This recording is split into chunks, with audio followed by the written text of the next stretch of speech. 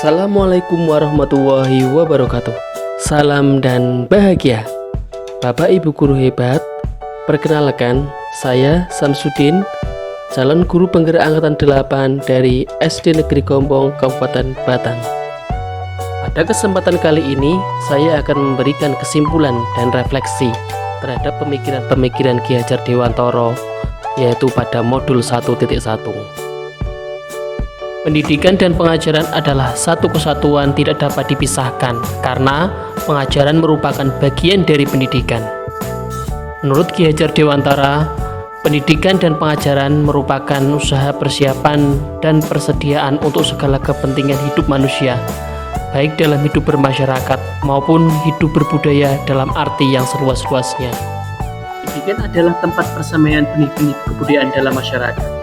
Menurut Ki Hajar Dewantara, dasar-dasar pendidikan itu adalah menuntun, kodrat anak, pendidikan yang berpihak pada anak, dan bukan tabula rasa.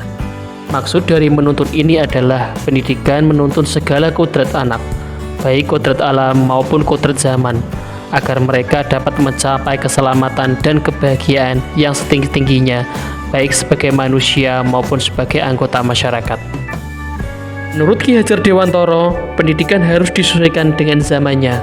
Kodrat anak adalah merdeka. Merdeka secara lahir dan batin harus anak dapatkan dalam pendidikan.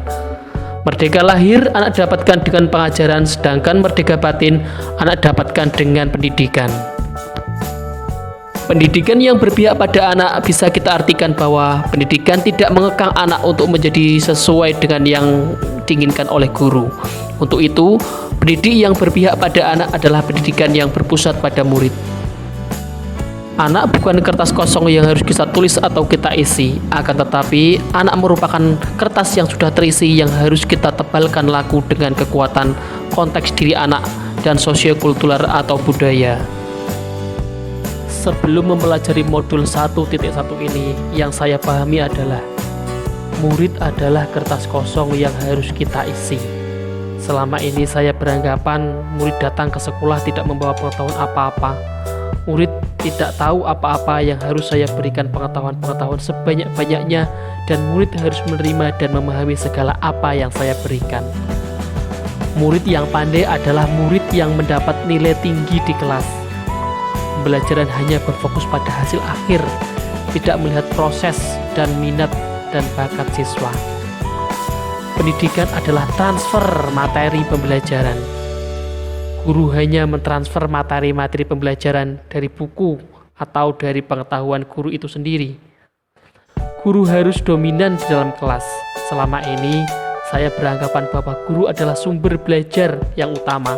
Jadi guru harus dominan di dalam kelas untuk memberikan pembelajaran, dan anak hanya duduk diam dan mendengarkan. Setelah mempelajari modul 1.1 ini dan merefleksikan diri tentang pemikiran Ki Hajar Dewantara, saya sadar bahwa apa yang saya lakukan dan pikirkan selama ini tidak tepat. Seharusnya yang saya lakukan dan pikirkan adalah murid bukanlah kertas kosong yang harus kita isi, melainkan murid merupakan kertas yang sudah terisi sesuai dengan kodratnya yang harus kita tuntun dan kita arahkan. Murid mempunyai minat dan bakat yang berbeda. Jadi, murid yang mendapat nilai rendah pada saat salah satu pelajaran tertentu bisa jadi mempunyai kelebihan pada mata pelajaran yang lain. Pembelajaran secara menyeluruh, baik aspek kognitif, afektif, psikomotor, sosial, dan spiritual. Murid sebagai subjek pembelajaran, sehingga murid bebas berekspresi, mengemukakan pendapat, dan berkreasi. Guru harus menjadi fasilitator dan memberikan pembelajaran yang berpusat pada murid, dan memberikan kesempatan agar murid dapat tumbuh sesuai dengan kodratnya. Adapun yang akan saya terapkan agar kelas saya dapat lebih baik sesuai dengan pemikiran Ki Hajar Dewantara antara lain merancang dan memberikan pembelajaran yang berpihak pada murid, yaitu menyenangkan, berpusat pada murid, dan interaktif. Memberikan kesempatan kepada murid untuk mengembangkan minat dan bakatnya sesuai dengan keinginannya. Menerapkan pembelajaran abad 21, yaitu berpikir kritis, kreatif, komunikatif, dan kolaborasi. Pembelajaran tidak lagi menuntut tetapi menuntun, karena tugas guru adalah memberi tuntunan atau arahan kepada murid, menjadi teladan bagi murid. Mengenali karakter dan latar belakang murid dengan menjalin komunikasi yang baik dengan orang tua murid atau wali murid. Demikian yang dapat saya sampaikan tentang kesimpulan dan refleksi terhadap pemikiran-pemikiran Ki Hajar Dewantara pada modul 1.1.